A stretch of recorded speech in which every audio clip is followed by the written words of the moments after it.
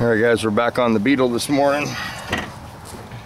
Got a couple things going on. We're working on the hood. I got it all sanded, so while it's drying off, we're going to go ahead and tackle the motor issues. Got the okay yesterday to make it run. So basically what we're going to do is we're just going to go through everything here. We're going to do the basics. We're going to adjust the valves. We're going to take the top off the carburetor and see what kind of contamination we have in here. We're going to make sure the choke works properly. We're just going to run through the whole deal. I hope everybody's having a good day out there in YouTube land. It's a beautiful day in Florida today, and good day to get this done. Send Andrea for some parts, so when she gets back, you know, we'll be able to go through all this stuff, and we'll get all the basics done here. The distributor's in wrong, so we might try to reclock the, I don't want to mess with that. It's going to have to go in where they have the drive gear, but somebody's got the drive gear not installed properly.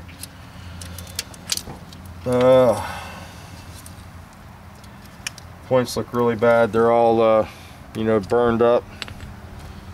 So I got a set of points coming. We'll try that, and a new condenser. This could either be a water in the fuel or an electrical issue breaking down when you put the electrical system under a load, but the fuel filter is full of water. So we're going to start there. I'm suspecting the accelerator pump diaphragm is probably bad. I don't know if we're getting any squirt. So rather than guess on all that stuff, we're just going to take this carburetor off and we're going to go through all these components, because it's been a long time since I've had a Beetle that runs this bad. So you know, we're going to go through all the possibilities and eliminate it one by one.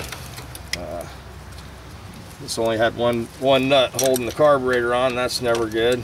So you know, that'll be one of the things we do. And I'm suspecting there's going to be water in this carb, and possibly some other issues with it that can't be repaired on the car. So just pull it off, take it in the shop, see what's going on.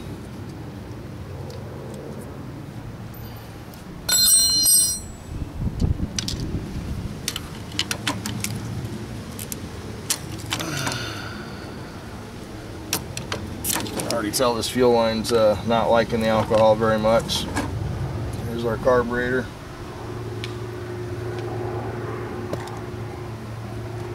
It's an aftermarket. It's not an original Volkswagen, but nevertheless, it should run much better.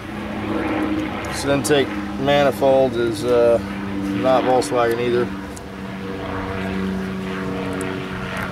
Be checking it for air leaks and such. Need to get a set of intake manifold boots.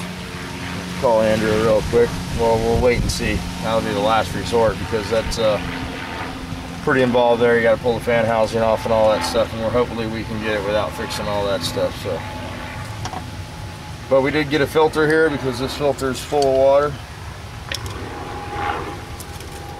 So we'll take this off. There goes the skydiving plane.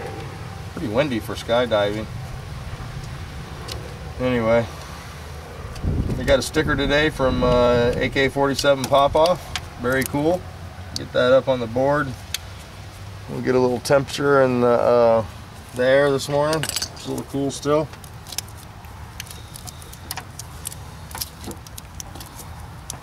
Oh yeah, yeah. That alcohol's got the fuel line done. Done, done, done, done, done. Doesn't look that old either. It's a hard sale. The alcohol really just accelerates and deteriorates everything on a Volkswagen. Really bad. So there we go. Oh, a lot of water in there. We're gonna go ahead and probably just drain the tank on this into a gas jug and see what we got. We can do that right at the back of the car here. It looks like it got tremendous flow here. So let me grab a jug, and we'll go ahead and fill the jug up with whatever's in the tank and put some Freshy Fresh in there, so we're not starting with contaminated fuel. And yeah, so the carburetor looks really bad. It's all black inside, you know, a lot of backfiring going on. We know it's not the timing because I adjusted the timing the other day, but if it already had blown the power valve in the carburetor, it could very well, or the accelerator pump diaphragm. Let's see if it's squirting. No squirt, guys. Yeah, let me see if I can get the camera angle over here.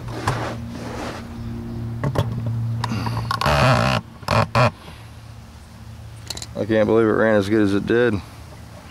But we got no squirt, no accelerator pump circuit, so that's it. Like I suspected, the accelerator pump diaphragm's bad. So we'll get the top off of that. We'll throw it in the soaker, clean it all up, and put a new accelerator pump diaphragm in there. And the carburetor is actually sticky, so you know, it's got the little ball in there. I've showed you guys before. You got to put the little trim screw in there and pull the plug out and free the ball up to get the accelerator circuit to work. So that's probably what we'll have to do on that. I'll take that inside and get it on the bench. I'll show you my sticker. Get off that car. So yeah, there's our hood. She's all scuffed and sanded. Throw some sealer down on that and go to paint with that. And there's a good spot for the carburetor. Get a little spot to take that apart and put it in a basket and soak it. Oh, what else is going on? Worked on the Nova a little bit yesterday. Some fresh dirt on the floor there. Clean the bottom of that cross member down a little bit. Cut all my fuel line loose, got my battery cable loose. Found that I had a missing shackle bolt on the front spring eye. The pocket that holds the spring is missing a bolt. It's only got two holding it in, and it's pretty loose, so that's scary. And got the subframe sanded down a little bit, a little better. And sanded on the firewall a little bit, not much though. Just cleaned up around where the booster was at. So hopefully we'll get back on this. I've been trying to work on it a little at night for a little while. Here's the pile of sandpaper from last night. So I'm still moving on it for you guys that are into the Nova. And I got a couple wipes on this yesterday, and we got a few more to do on this. We'll go ahead and rough this fender up and get that one down, and we're gonna prime this one. So first thing I got to do though is get my car pushed out and get this hood painted. So Andrea went and got me some parts for the mechanical stuff, but the paint's the main thing to get done, you know, as quick as I can so it can dry and I can get it wet sanded and buffed. So there's a little short video for you today, and I'll show you my sticker. There you go, very cool. So I need to get that put up in here, and it's got to cool down or warm up a little bit. They don't stick real good when it's cold out. Got Scott's garage here. Been having to work it. Oh, the wall is actually pretty warm. 65. Get you stuck up. Put you over here with Eric. I'll put you over here with Robbie Gwynn and PDQ and Mr. Aero Sport. Let me get the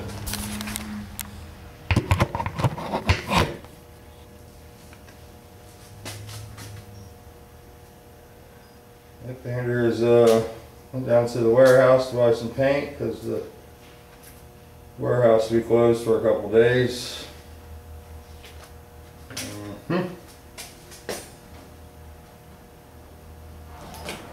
Right there on the floor bed, man. I like that sticker. That's a badass sticker. Stuck down real nice too. Very cool. Nice thick paper. Here you go, my friend. You're up on the wall of shame now with the rest of the brothers. So, yep. A little quick look around at the stickers. The Iceman there. Got a couple new videos I got to check out. And I saw Scott's garage there, painted the inside of his car, came out really nice. I watched that the other day. Been catching up on the Just Hogging videos. Missed a lot of those. Somehow I became not subscribed. Had the kid. Don't know exactly what's going on with you, buddy, but I wish you all the best, and you know, good luck with your health. And sometimes when he starts to, I don't know what to tell you, man. I've started over 3 or 4 times, and it's not you know, the funnest thing to do, but hopefully with the support of all the guys in the garage, you'll make it through it, and it won't be too bad for you, and something good will come from it. So, Finn Painter, 2nd gen, HPR Auto 1. Anybody in Canada got a computer that you could help him out with? I think that's his issue, is a computer problem, I guess is what Tommy said. Sign of the Time, Sign Man. He's responsible for a lot of the stickers in the YouTube garage, very cool. And the shirts, and the Garage Gang sticker. Oh, there we go, Alberta Climber. Cecil, 6711. Haven't heard from Cecil in a while. It's been a while. Cheater 40, Jerry. That's the Firebird project with the badass motor. The Rahubin, Yahubin. Let's take it outside. It's working on a Nova, doing the front suspension stuff and the brakes. Saw his video last night. And then the Rick Fix. We all watched the Rick Fix, and what an amazing job he's doing on that Nova. Got it all down to bare metal and ready for some primer. Really cool. Red Baron. Haven't heard from Charlie in a while, since the baby. 56 Rat Bug. And then Miguel. Haven't heard from Miguel in a while either. So one of the guys in the garage had a little bit of a problem with plastic sheeting. You guys buy that stuff, you want to get the stuff that's metal coated, you know, if you want to if you're trying to paint with the plastic. This is some plastic sheeting here, and it said some of them it'll say if it adheres paint right there, and it'll be marked paint this side, and if you paint the wrong side, the plastic or the paint will fly off, and if you paint the right side, the paint will stick. I always, you know, as a rule of thumb, outline it with paper first, and then, you know, bag the car around the paper. But I've seen a lot of guys on the tube, you know, you go with the plastic and 2-inch tape and do it that way also. The deal with the plastic that's paintable, it's got a metal film on it, believe it or not. That's what it's got, a metal film on one side of the plastic that lets the paint stick to it. And if you get the plastic backwards, man, it can be a real pain in the ass, because it seems like the paint always flakes off at the most opportune, or at the wrong time. I don't have the right word for that, but we've all had it happen. Every painter has, and that's usually why most painters will outline with the you know, the paper first. You know, I really don't know how the waterborne sticks to the paper or the plastic, or, you know, if it's even the same anymore. But I like the white paper too. It has the you know, it's paper on one side and it has the wax film on the other side. And I found that if you use the green paper or the cheaper paper, what happens is you can get lint off the actual paper.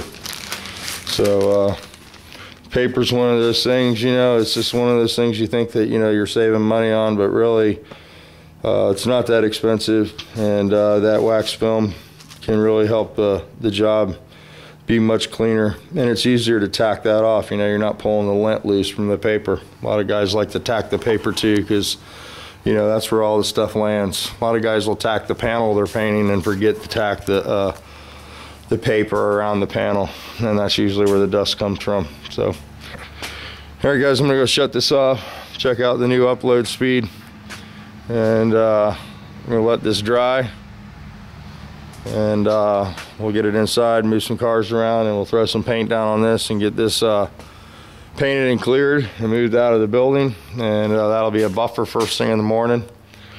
And I need to get all the mechanical done today too on this, so she can have her car back tomorrow. This is when I told her she could have it. So, Like to get all this stuff done, get the carburetor soaking this morning. I'll pull it apart and put it in the soaker and see where we're at on that. I don't suspect this will be an issue. I mean, it's an aftermarket carburetor, yes, and a lot of people badmouth these, but I'll tell you what, at idle, it sure revved up good for no accelerator pump, but I'm still really embarrassed that I let it go running as bad as it did. So, but it won't leave like that this time. So we're actually going to work on it. You know, all we did last time was set the time in and turn some screws on the carburetor, and it needs more than that. So, all right, let me grab this gas jug. I'll get this water out of the tank, and we'll see you guys in a little bit.